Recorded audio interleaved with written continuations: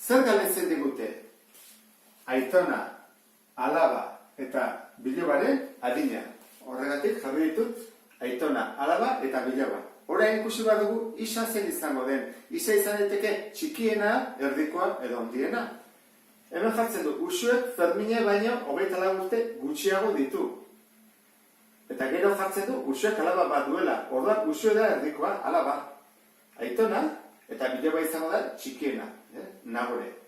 Orduan, biloba Nagore da, eta erabaki bat dugu isa zein izango den. Jartzen badiagu isa erdikoari behar bada erresiago izan daiteke, ikusiko duzu, Uxuek Fermine baino 24 urte gutxiago ditu. Orduan, alabak isa baldin baditu, aitonak zer ditu 24 gehiago. Eta orain alaba isa dugulako berriro, erresa dugu kalkulatzen bilobarena. Begira, Uxuek Nagore baino 21 urte gehiago ditu. Orduan, bilobak zer da? Biloba da gazteagoa, txikiagoa, 31 urte. Orduan, kendu behar dugu isari, 31. Erontara, datuak jarriak ditugu, hemen azaltzen da, ezta? 24 urte gutxiago eta 31 urte gehiago. Horren, egin behar duguna da, ekuazioa. Ekuazioarentzat hemen dago.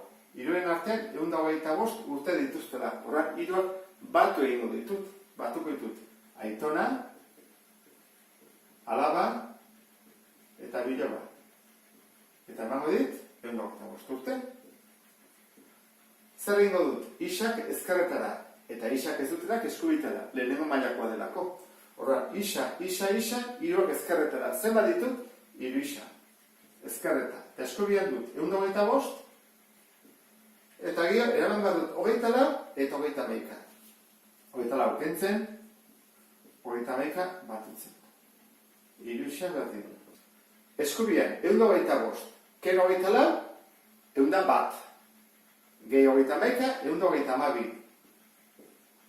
Isa berdin, 122 zatiru. Enten dugu hemen, ondoan. Launa da, lau zortzi, 12, bat bururako, 2. Eta gero nezen bat, berriro lau. Lau biderriro 12. 44 da isa. Horren, ekuazio bukatu dugunean, horren lerbaitza jarriko dugu. Isa 44 baldin bada, zenbat ditu aitonak? 44, gehi 24. Zenbat ditu aitonak ordan? Bueno, jarro dut Fermin. Ferminek zenbat ditu?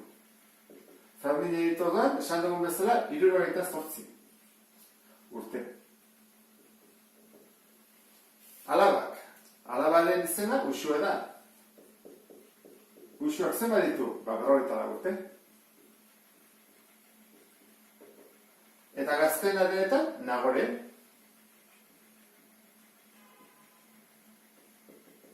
Eta da, isa, ken 31. 44. Ken 31, 13 urte. Eta